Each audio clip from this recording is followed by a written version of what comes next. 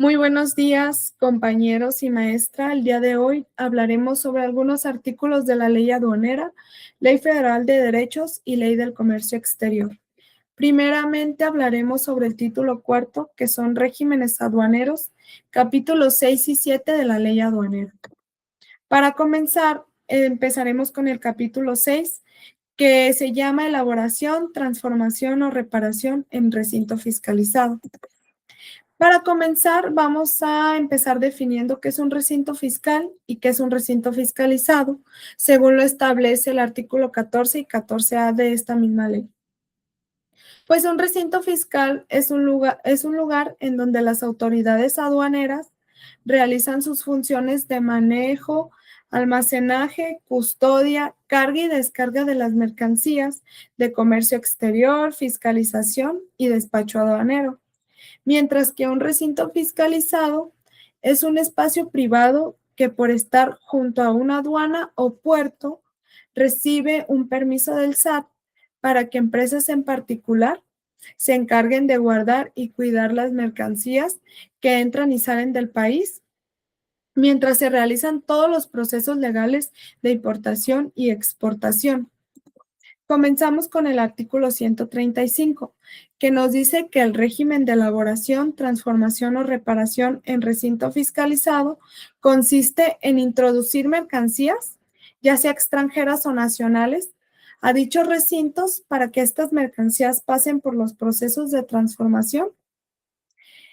o sean reparadas y elaboradas, y luego después de que pasan por ese proceso, pues sean retornadas y exportadas al mismo extranjero. También nos menciona que la introducción de estas mercancías van a pagar el impuesto según lo previsto y lo que establezca el artículo 63A de esta ley,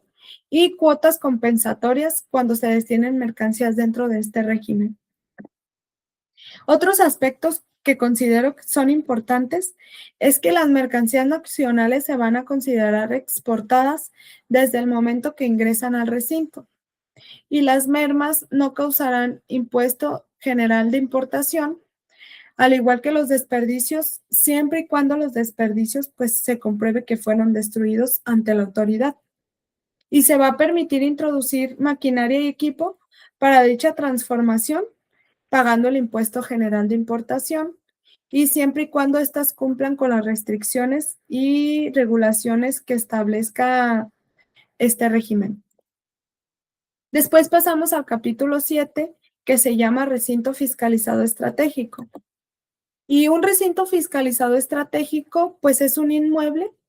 que se ubica dentro de cualquier aduana, el cual es habilitado por el SAT a petición de una persona en particular.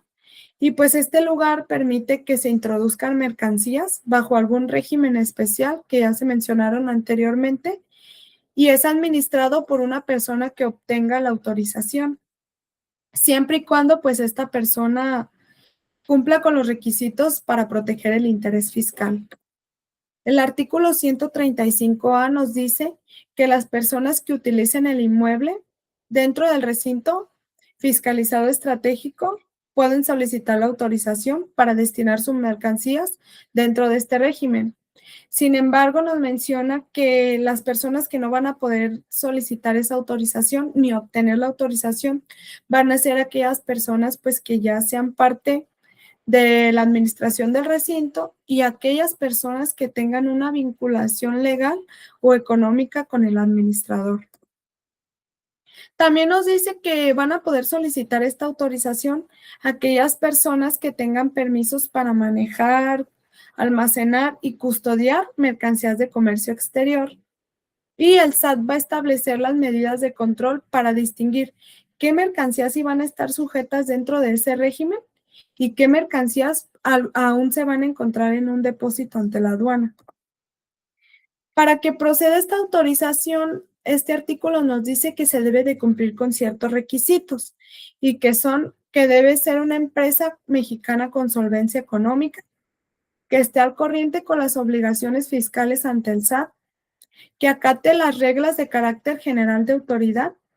y el plazo de autorización será hasta por 20 años, y ese plazo podrá extenderse y prorrogarse hasta un periodo igual, siempre y cuando pues sea solicitado en los últimos 2 años.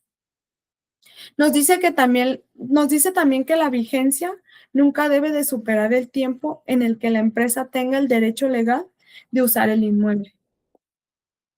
También nos dice que los autorizados deben de cumplir con los lineamientos del SAT para el control y la seguridad de las mercancías de comercio exterior y pues que se debe de contar con sistemas informáticos enlazados con la autoridad para la transmisión automatizada de datos e información sobre las mercancías, para que cuando la autoridad solicite esa información, pues ya esta información sea enlazada automáticamente con la autoridad.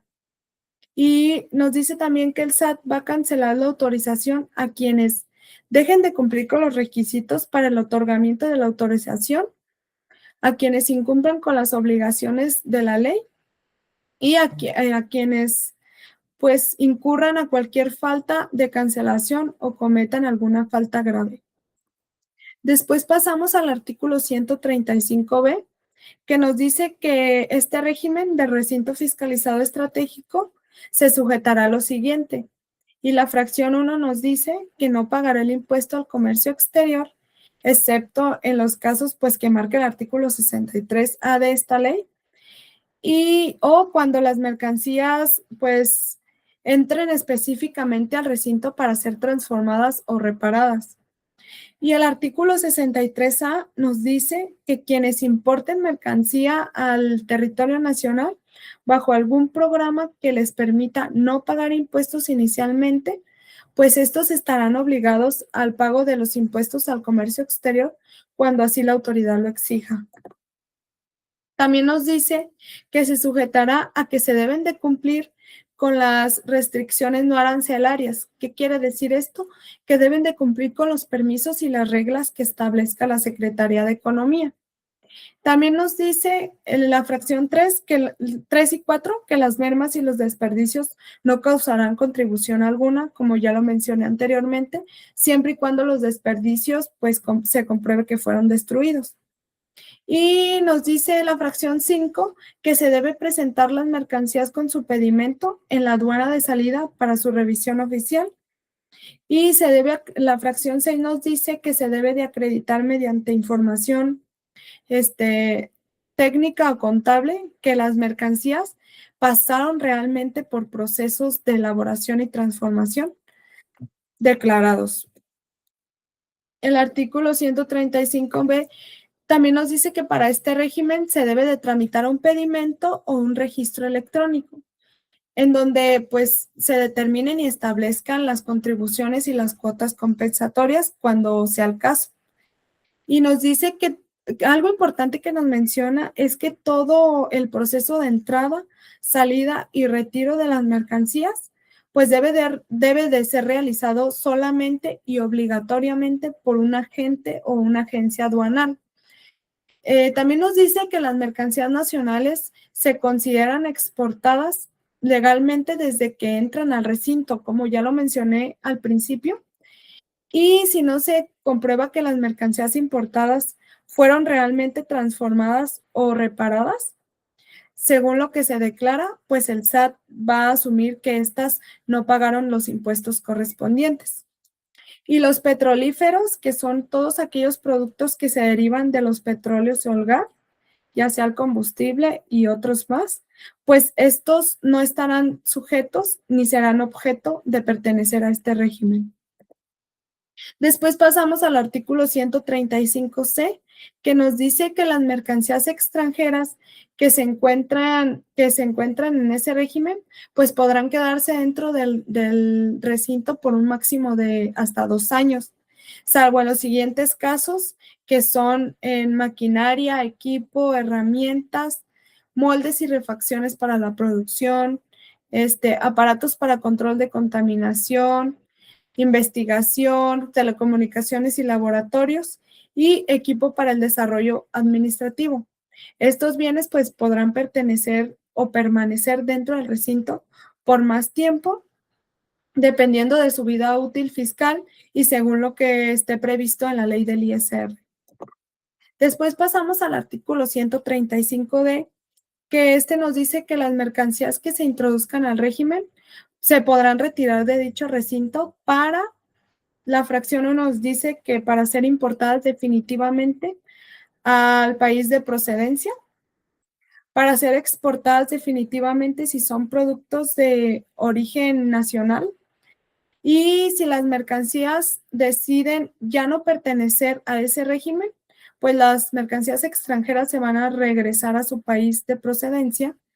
y las nacionales van a volver al mercado mexicano. Esto lo establece la fracción 3 de este artículo. También nos dice que podrán retirarse para importar la mercancía del recinto y mandar a alguna maquiladora para que ésta pueda ser transformada y exportada, sin tener que pagar algún impuesto por este movimiento. También podrán retirarse para destinarse al régimen de depósito fiscal, que este régimen consiste en mover la mercancía a otro almacén autorizado para seguir posponiendo el pago del impuesto. Esto lo establece la fracción 5 del artículo 135D. También nos dice este artículo que quienes obtengan la autorización del recinto, pues van a ser los responsables directamente ante el fisco y ante la autoridad. Y si la mercancía sale sin permiso o de forma ilegal, pues estas personas autorizadas serán quien van a responder ante la autoridad y pagarán los impuestos omitidos y las cuotas compensatorias, así como accesorios que son recargos y actualizaciones y las multas que correspondan. También es importante señalar que toda aquella persona que tenga uso y goce del inmueble también va a compartir esa responsabilidad solidaria según lo previsto en el artículo 14D de esta misma ley. También este artículo nos dice que se podrán retirar las mercancías para ser importadas siguiendo las reglas que establezca el SAT y se va a permitir mover mercancías dentro de distintos locales, dentro de un mismo recinto o hacia un recinto que esté habilitado, siempre y cuando se cumplan con las formalidades y las reglas que establezca la autoridad. Y también es muy importante mencionar que si el producto final que ya fue transformado o reparado se envía al extranjero, pues este producto debe de pagar el impuesto general de exportación si corresponde. Y pues a continuación mis compañeras seguirán hablando de las otras leyes. Muchas gracias.